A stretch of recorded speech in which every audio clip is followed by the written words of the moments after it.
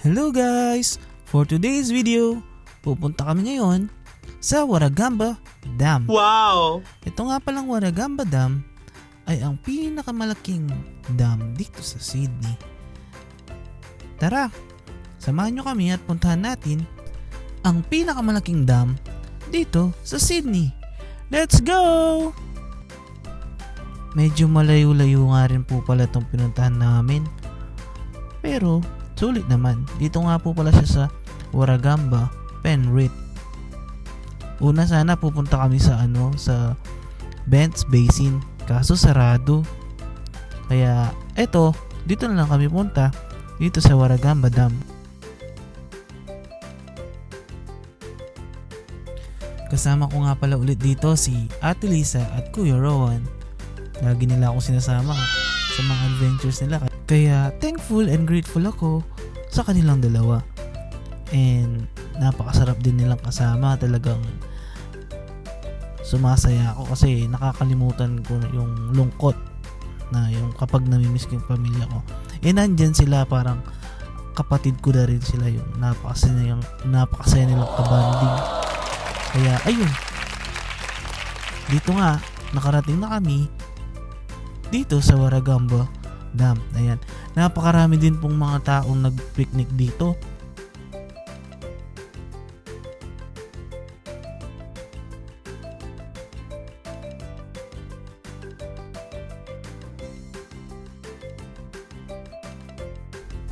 Pagkadating nga po pala namin dito, naghanap muna kami ng toilet kasi naihi na kami.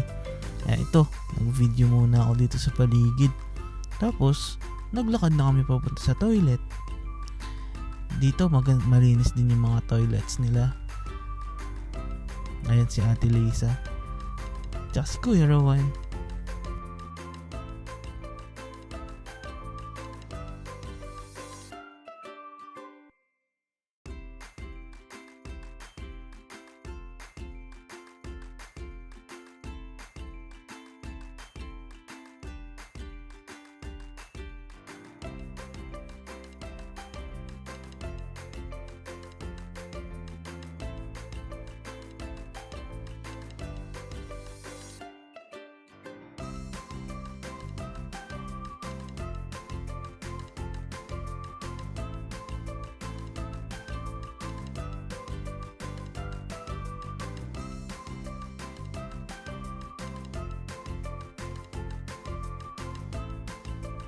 Ito nga, naglakad na kami papunta sa gate.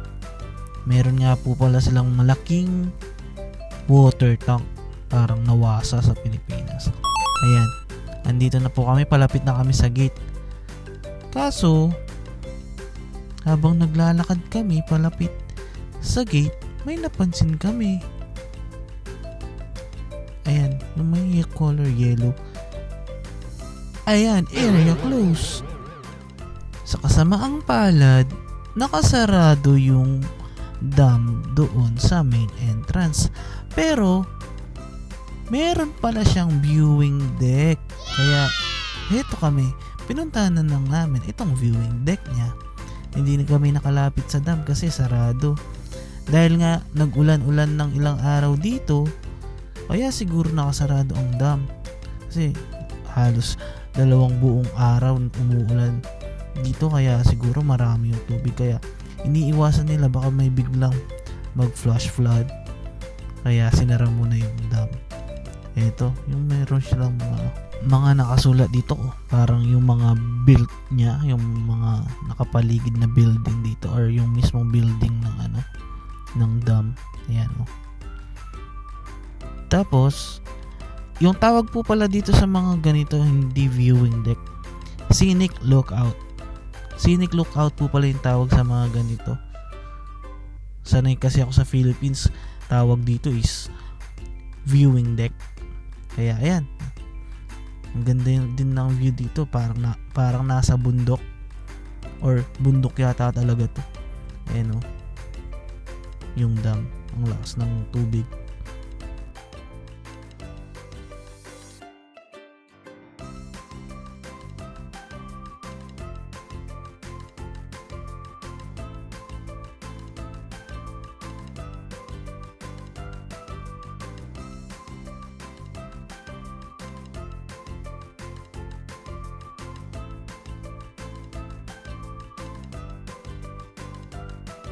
After nga namin pumunta sa dam, dito naman kami lumipat sa Panthers League Club.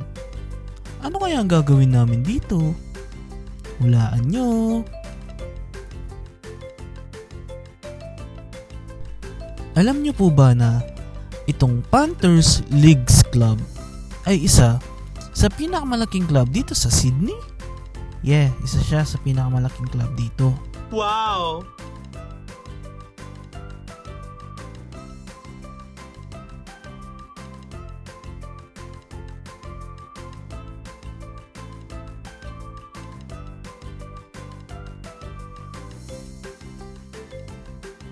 Hindi po kami sa Panthers pupunta. Ito po yung pupuntahan namin. Harry's Cafe The Wheels. Wow! Diyan po kami kakain. Nandyan po, masarap po yung kanilang mga hot dogs, meat pies, iba-iba pong snacks. Masarap po dito.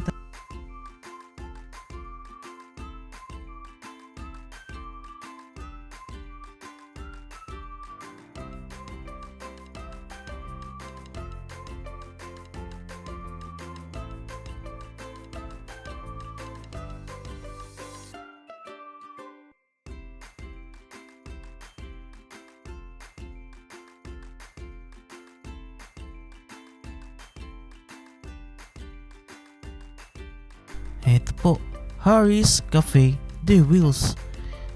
Isa po ito sa pinakamatagal ng business na The Wheels. Nag-start pa po ito noong 1945. Ayan po yung mga pictures. Ayan po yung mga best sellers nila. Ayan, meat pies, sausage roll, hot dogs, tiger. Ayan po, tignan nyo naman yung picture. Matanda pa sa akin. Pinaunang panahon pa. Ayan, napakarami nila pictures, mga memories. Napakatanda na po yung mga yan. At kakain na po kami. Ito po yung bestseller nila, Tiger Meat Pie. Meron po siyang green peas, mashed potato, at meat pie. Ayan po, masarap din po siya, nakakabusog. Talagang naghati kami ni Ate Lisa dyan, napakasarap. Ayan. Tapos, meron pa siyang kasamang hotdog sandwich. Ayan kinain ko po yan, nabusog po ako dyan. Ito po yung best part ng paglilibot pagkasama sila yung kumakain lagi kami after naming magpakagutom. Ang saya na yung kasama. Hanggang dito na lang. Bye-bye!